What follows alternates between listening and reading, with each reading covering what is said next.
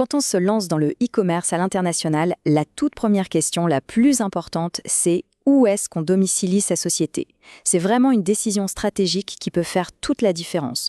Alors aujourd'hui, on met sur le ring deux poids lourds, Hong Kong et Dubaï. Et croyez-moi, ce choix est loin d'être un détail. Ça va impacter les impôts, bien sûr, mais aussi les frais, l'accès aux banques et même l'image de la marque. C'est carrément la fondation de toute l'expansion internationale. Alors, qui va remporter ce duel? C'est ce qu'on va décortiquer ensemble. D'un côté du ring, on a Hong Kong, la porte d'entrée historique, ultra crédible sur le marché asiatique. De l'autre, Dubaï, le nouveau hub qui se positionne au carrefour du monde, Europe, Asie, Afrique. On a donc deux philosophies, deux stratégies bien distinctes.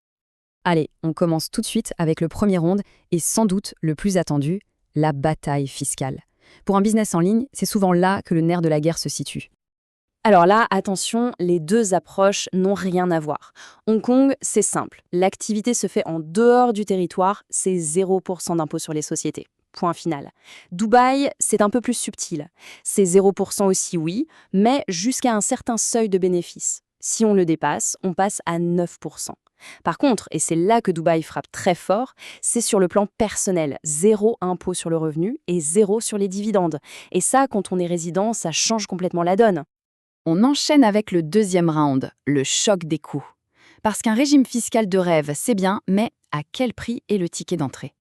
Pour démarrer à Hong Kong, le coût est franchement assez surprenant. On parle d'environ 1400 $ américains pour la première année, tout inclus. Pour un centre financier de cette envergure, c'est vraiment très accessible. Et là, attention, on change complètement de dimension.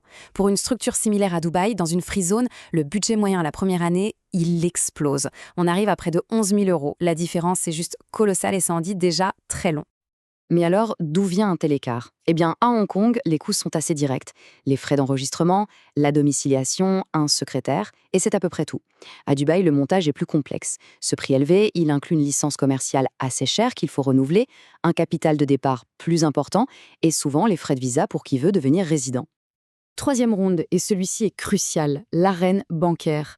Avoir une société, c'est bien, mais pouvoir encaisser l'argent de ses clients et le gérer facilement, c'est vital pour un e-commerçant.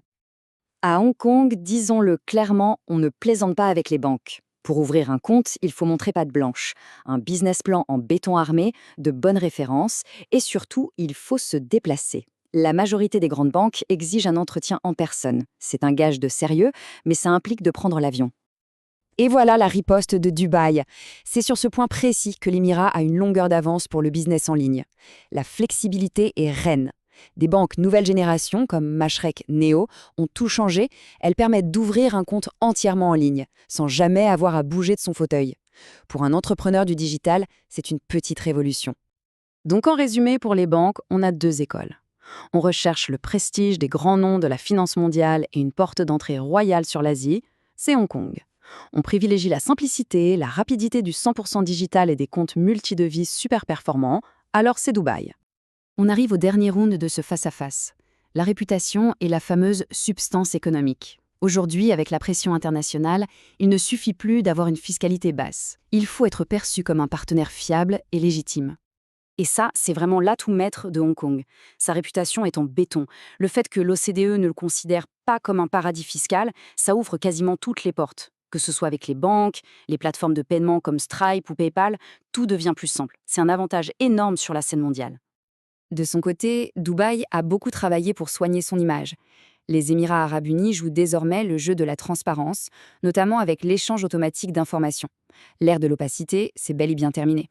Et puis, il y a un point absolument non négociable, que ce soit à Hong Kong ou à Dubaï, la substance économique. Fini les temps des sociétés boîtes aux lettres. Pour profiter de ces régimes fiscaux, il faut prouver qu'il y a une vraie activité sur place. Ça peut être un bureau, des employés ou une direction qui prend les décisions localement. C'est la règle d'or pour être en règle.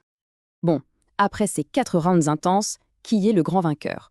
Eh bien, la vérité, c'est qu'il n'y a pas un seul gagnant universel. Le meilleur choix, c'est celui qui correspond parfaitement à un projet, à une stratégie et à des ambitions. Alors, pour résumer très simplement, on part sur Hong Kong si la priorité c'est le marché asiatique, si l'on recherche la crédibilité d'un grand centre financier et qu'on a un budget de départ plus serré. En revanche, on fonce sur Dubaï si l'objectif numéro 1 c'est le zéro impôt personnel, si l'on veut pouvoir tout gérer à distance et si l'on a le budget pour s'implanter au carrefour du commerce mondial. Au final, la seule vraie question, elle est là. Est-ce que la stratégie, c'est de construire une porte d'entrée solide et crédible vers l'Asie, ou bien de créer un hub global, super flexible et optimisé au maximum sur le plan fiscal? La réponse se trouve dans votre propre business plan.